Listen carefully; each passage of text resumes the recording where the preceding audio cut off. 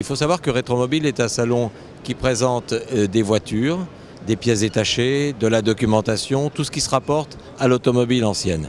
On a la présence également des constructeurs qui sont là très nombreux, puisque les constructeurs s'aperçoivent qu'il n'y a pas de futur sans passé et que le passé est un élément de communication très important pour eux.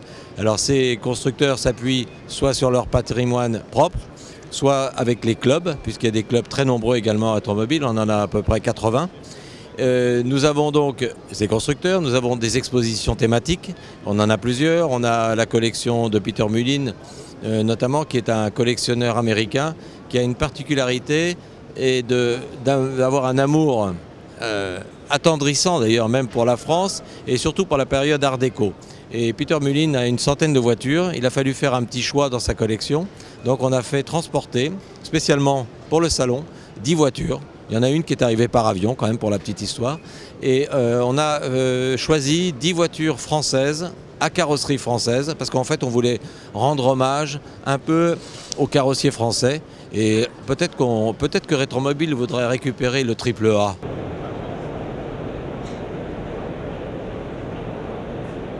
Il y a d'autres thèmes dont on parlait, il y a notamment le thème des voitures amphibies, un thème des constructeurs sans patente, qui sont ces espèces de petits constructeurs qui ont travaillé dans l'ombre. En fait, c'est monsieur tout le monde, c'est vous, c'est moi, et on a un rêve, on veut construire sa voiture. Alors on veut rentrer dans la cour des grands, et bien qu'est-ce qu'on fait? On fait avec ses moyens, souvent très peu de moyens, il y en a même qui ont commencé à faire leur voiture dans leur chambre, avec des morceaux de carton, des morceaux de bois. Donc on a voulu rendre hommage à ces personnes et en plus ils seront présents sur le salon puisqu'ils sont à côté de leur voiture, donc ils peuvent raconter un petit peu leur histoire.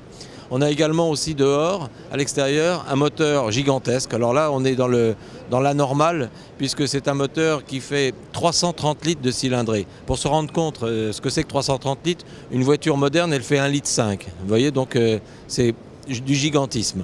Et donc tous ces objets sont là pour être vus, mais également pour être achetés. Alors peut-être que le moteur c'est pas très pratique à ramener à la maison, mais vous avez la présence aussi de nombreux marchands d'automobiles, d'automobilia, de petites voitures, de la miniature, et ça veut dire qu'à Rétromobile on peut passer également du rêve à la réalité. Et là, cette année, on a eu plusieurs surprises. On a notamment une voiture qui s'appelle la Gérin. Personne ne connaît, je vous rassure. C'est une voiture qui avait été inventée par son constructeur au milieu des années 20. C'était un visionnaire. C'est une voiture très aérodynamique. Il n'a jamais eu le temps de la finir. Elle n'est d'ailleurs toujours pas finie. Elle a été retrouvée au bout de 80 ans d'oubli. Il y a aussi un coup de cœur pour moi. C'est une Ferrari qui est très émouvante.